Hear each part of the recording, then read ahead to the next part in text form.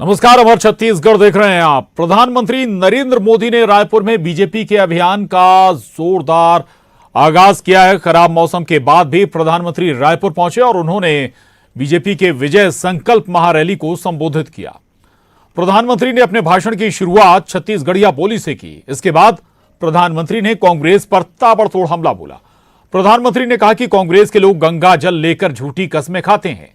छत्तीसगढ़ को कांग्रेसियों ने एटीएम बना लिया है।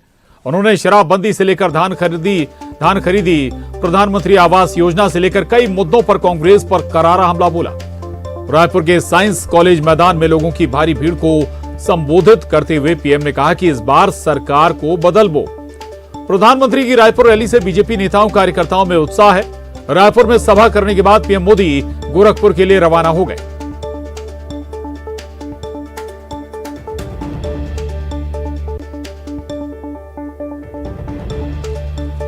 तो प्रधानमंत्री नरेंद्र मोदी का रायपुर दौरा और यहां पर उनके निशाने पर थी छत्तीसगढ़ कांग्रेस सरकार और कई मसलों को लेकर उन्होंने सरकार को घेरा और नारा भी दिया।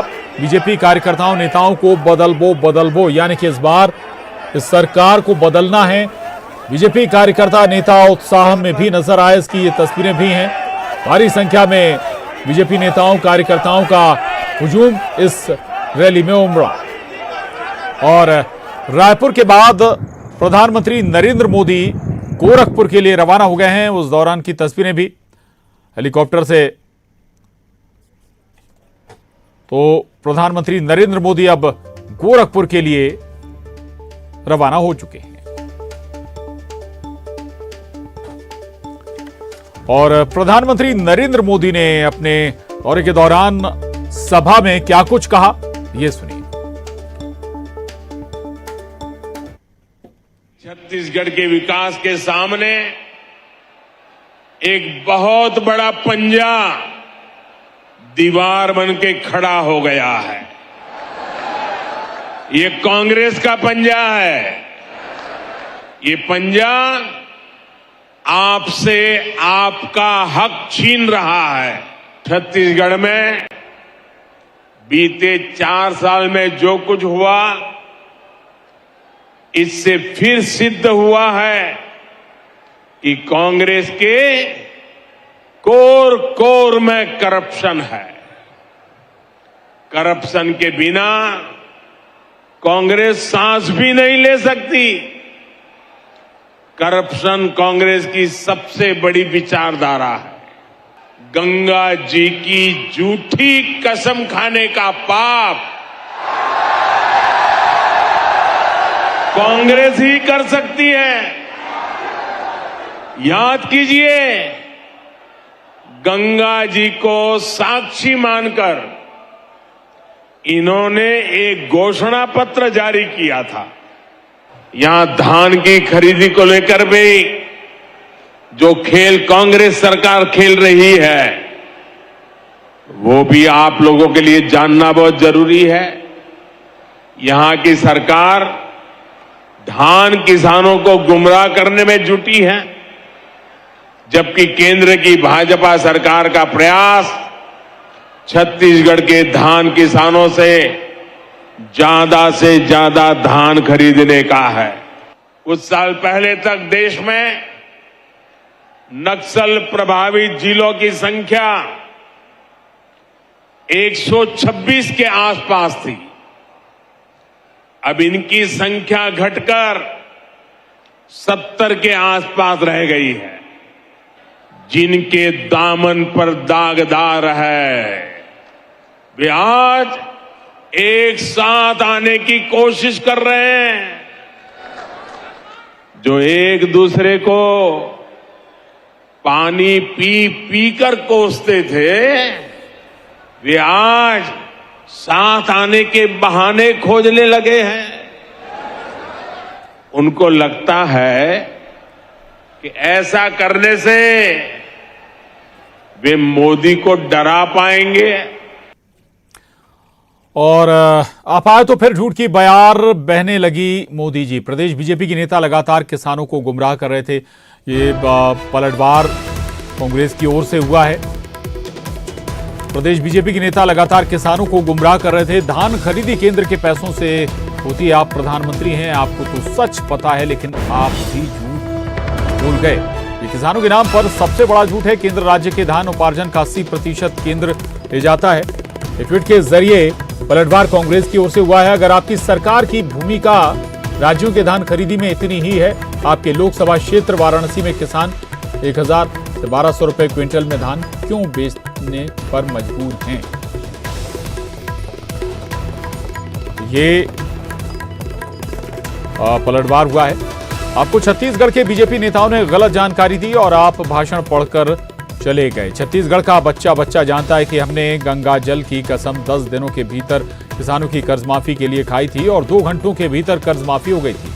लेकिन बीजेपी की सुई अटक गई है। बीजेपी का 2100 रुपए क्विंटल और बोनस का कभी पूरा ना हुआ वादा किसानों को ठीक तरह से याद है। तो ये भी जानते हैं कि कांग्रेस की सरकार उनके लिए क्या कुछ कर रही है। अब छत्तीसगढ़ के किसानों को कोई गुमराह नहीं कर सकता, आप भी नहीं।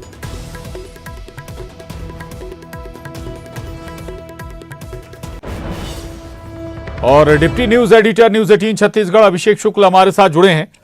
ये बड़ा चुनावी साल है और प्रधानमंत्री नरेंद्र मोदी, अगर हम कहें तो बीजेपी के लिए जान फूंकने की कोशिश यहां पर कर गए हैं। क्या कुछ इसका रिएक्शन और क्या उत्साह बीजेपी में नजर आ रहा है? दूसरी तरफ उसी अंदाज में बीजेपी पर पलटवार भी कांग्रेस ने, मुख्यमंत्री ने किया है।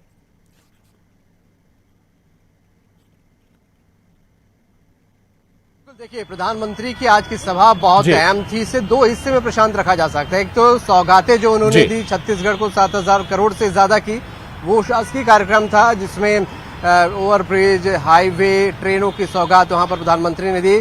और उसके ठीक बाद आम सभा थी और कुल मिलाकर वो पूरा पॉलिटिकल प्रोग्राम था। प्रधानमंत्री ने इसमें राजनीतिक मिशन जो 2023 बीजेपी का है उसको ध्यान में रखते हुए भाषण दिया है और कांग्रेस सरकार पर ताबड़तोड़ हमला बोला। खास बात यह रही कि छत्तीसगढ़ के फ्लेवर में प्रधानमंत्री का ये भाषण रंगा था, उनकी ये सभा रंगी थी। जहां एक तरफ छत्तीसगढ़ महतारी की तस्वीर सबसे ऊपर थी, वहीं बीजेपी कार्यकर्ता भी छत्तीसगढ़ी पारंपरिक वेशभूषा में थे। प्रधानमंत्री ने अपने भाषण की शुरुआत भी छत्तीसगढ़ महतारी के जय जोहार से की और उसके बाद उन्होंने ताबड़तोड़ एक के बाद एक कांग्रेस सरकार पर आरोप लगाए, चाहे गंगा जल लेकर वादे करने की बात हो, शराबबंदी की बात हो या और तमाम जो घोटाले हैं या तमाम घोटाले करने का या वादे न निभाने के आरोप प्रधानमंत्री ने यहाँ पर कांग्रेस सरकार पर लगाए। तो और उसके साथ साथ करप्शन का मुद्दा बहुत अहम तौर पे प्रधानमंत्री ने उठाया और कहा कि जब तक मोदी है तब तक करप्शन करने वालों को डरना होगा। 2023 पर निशाना था, कांग्रेस सरकार पर निशाना साधने के साथ साथ कार्यकर्ताओं को जगाने का, उनमें उत्साह भरने की कोशिश प्रधानमंत्री की थी और ये पूरे भाषण के दौरान इसकी छाप भी दिखी।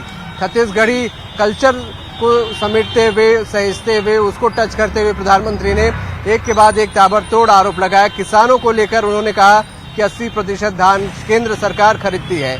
जैसे ही प्रधानमंत्री का ये भाषण खत्म हुआ है, मुख्यमंत्री का ट्वीट आया और मुख्यमंत्री ने कहा कि एक और झूठ बोलकर प्रधानमंत्री यहाँ पर जा रहे हैं। किसानों की बात का जिक्र उन्होंने किया कि कांग्रेस भाजपा के नेता कहते रहे थे कि केंद्र खरीदती तो समझ में आता है, लेकिन खुद प्रधानमंत्री ये बात बोलकर चले गए, ये गलत बात है। तो पॉलिटिकल आरोप प्रत्यारोप का दौर शुरू हो गया है। प्रधानमंत्री का उनकी जो आम सभा थी पूरी तरह से पॉलिटिकल थी और एक के बाद एक उन्होंने कांग्रेस सरकार पर आरोप लगाए।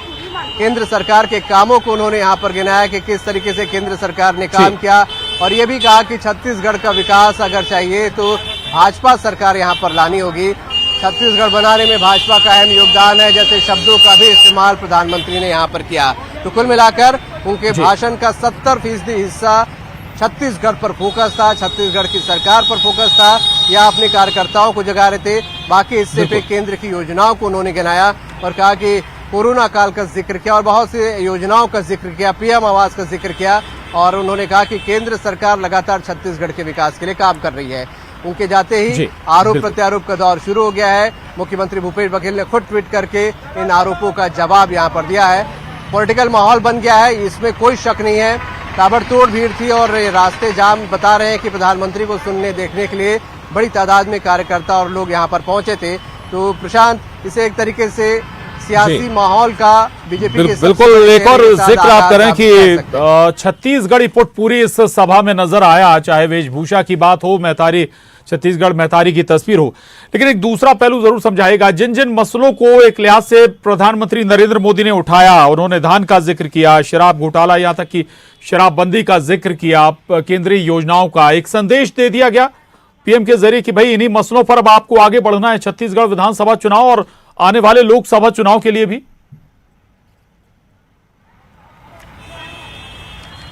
बिल्कुल, ये मुद्दे वो ही हैं जो कि लगातार यहाँ पर बीजेपी उठाती रही है, और जब प्रधानमंत्री पहुंचे हैं तो उन तक भी ये फीडबैक होगा निश्चित तौर पर कि क्या स्थानीय मुद्दे हैं और क्या बड़े स्तर पे मुद्दे हैं। क्योंकि शराब घोटाले की अगर बात करें तो इस बात का जिक्र बीजेपी पहले भी यहाँ पर करती रही है, प्रदेश स्तर पर भी और राष्ट्रीय स्तर पर भी इस बात का जिक्र बीजेपी करती रही है।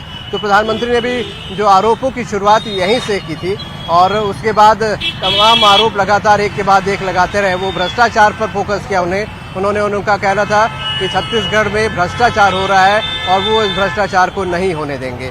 तो कुल मिलाकर भ्रष्टाचार की बात कर लें या किसानों की बात कर लें, छत्तीसगढ़ी पुट की बात कर लें, ये इस तमाम चीजों में प्रधानमंत्री की जो सभा थी वो पूरी तरह रंगी हुई थी। जी चलिए, बहुत शुक्रिया आपका इस विस्तार से जानकारी के लिए। तो प्रधानमंत्री नरेंद्र मोदी का बहुप्रतीक्षित दौरा पूरा हो गया रायपुर का, और उत्साह में जरूर नजर आए बीजेपी नेता और कार्यकर्ता। आगे बढ़ेंगे। रायपुर दौरे पर पहुंचे प्रधानमंत्री नरेंद्र मोदी ने छत्तीसगढ़ को विकास की बड़ी सौगात दी है। पीएम ने छत्तीसगढ़ को 7,000 करोड़ से ज्यादा की विकास योजना की सौगात देकर प्रदेश की झोली भर दी। 7,600 करोड़ की लागत से पीएम मोदी ने 10 परियोजनाओं का लोकार्पण और शिलान्यास किया। हाईवे के साथ रेलवे और एलपीजी प्लांट की सौगात पीएम मोदी ने छत्तीसगढ़ को दी है। इसके साथ ही पीएम मोदी ने आयुष्मान योजना के लाभार्थी को आयुष्मान कार्ड दिया। पीएम मोदी ने अंतागढ़ रायपुर रेल लाइन की बड़ी सौगात बस्तर के लोगों को दी। पीएम मोदी ने कहा कि इन विकास योजनाओं से छत्तीसगढ़ का काफी फायदा होगा।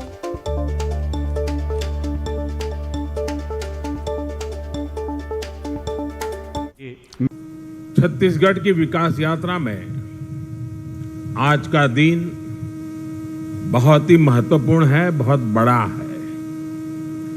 आज छत्तीसगढ़ को 7,000 करोड़ रुपए से अधिक की परियोजनाओं का उपहार मिल रहा है। 9 वर्षों में छत्तीसगढ़ के हजारों आदिवासी गांवों में प्रधानमंत्री ग्रामीण सड़क योजना के तहत सड़कें पहुंची हैं। भारत सरकार ने यहां करीब 3,500 किलोमीटर लंबी नेशनल हाईवे की परियोजनाएं स्वीकृत की है।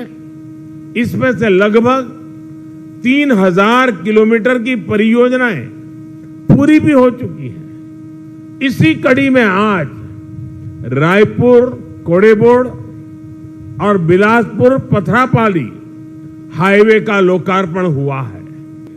छत्तीसगढ़ के 20% से ज्यादा गांवों में किसी तरह की मोबाइल कनेक्टिविटी नहीं थी। आज ये घटकर लगभग 6% रह गई है। इनमें से अधिकतर जनजातीय गांव है, नक्सल हिंसा से प्रभावित गांव है। इन गांवों को भी अच्छी 4G कनेक्टिविटी मिले, इसके लिए भारत सरकार 700 से अधिक मोबाइल टावर लगवा रही है। इनमें से करीब 300 टावर काम करना शुरू कर चुके हैं। केंद्र सरकार के एक और प्रयास का छत्तीसगढ़ को बहुत लाभ हुआ है। भारत सरकार के प्रयासों से छत्तीसगढ़ में 1,60,00,000 से ज्यादा जनधन बैंक खाते खोले गए हैं। आज इन बैंक खातों में 6,000 करोड़ रुपए से अधिक जमा है। ये उन गरीब परिजनों, उनके परिवारजनों, किसानों, श्रमिकों का पैसा है जो पहले यहां वहां अपने पैसा रखने के लिए मजबूर। और मुख्यमंत्री भूपेश बघेल ने प्रधानमंत्री नरेंद्र मोदी के रायपुर आगमन का उनका स्वागत करते हुए कहा कि भगवान राम के ननिहाल और माता कौशल्या की नगरी में आपका अभिनंदन है। इसके साथ ही सीएम भूपेश बघेल ने पीएम मोदी से छत्तीसगढ़ के विकास के लिए केंद्र से और पैसे की मांग की।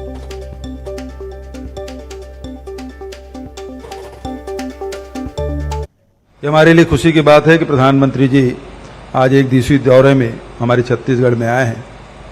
छत्तीसगढ़ के धरा में उनका स्वागत है। भगवान राम के ननिहाल और माता कौशल्या की नगरी में आपका हार्दिक अभिनंदन, स्वागत। सभी अतिथियों का मैं स्वागत अभिनंदन करता हूं। प्रधानमंत्री जी से हम लोग अनेक मंचों में मिलते रहे हैं और छत्तीसगढ़ के विकास के बारे में मिलके भी,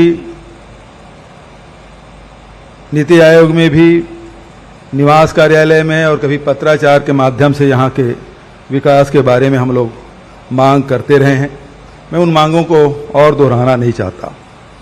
आदरणीय केंद्रीय भूतल परिवहन मंत्री गडकरी जी के साथ अनेक बार बैठकें हुई है और मुझे खुशी है, हम लोग जितना मांगते हैं उससे ज़्यादा ही दे देते हैं। तो आदरणीय गडकरी जी का भी स्वागत। और केंद्र राज्य के संबंध के आधार पर लगातार हम लोग तो मांगते रहेंगे, केंद्र सरकार से जितनी आवश्यकता होती है उसे मांग करते रहते हैं। मैं उन सब को और ज़्यादा न कहते हुए केवल यही कहना चाहूँगा कि छत्तीसगढ़ में लगातार विकास की गति में हम लोग आगे बढ़ रहे हैं। केंद्र से हमेशा अपेक्षा रहेगी कि हमको, क्योंकि हमारा राज्य नवोदित राज्य है, ज़्यादा से ज़्यादा राशि हमको छत्तीसगढ़ को मिले। और सूरजपुर से बड़ी खबर, कोयला लोडेड ट्रक से बस जा टकराई, ड्राइवर सहित बीजेपी के 3 कार्यकर्ताओं की इस हादसे में मौत हो गई। 7 गंभीर रूप से घायल हुए, बिलासपुर रेफर किया गया है। कि मोदी की रैली में जा रहे थे ये सभी। विश्रामपुर से रायपुर जाने के दौरान हादसा हुआ। हादसे पर पीएम मोदी ने दुख जताया है। मुझे पता चला कि आज सुबह यहां रैली में आ रहे छत्तीसगढ़ के 3 संतानों एक बस हादसे में उनकी दुखद मृत्यु हो गई। इस हादसे में कुछ लोग जख्मी भी हुए हैं।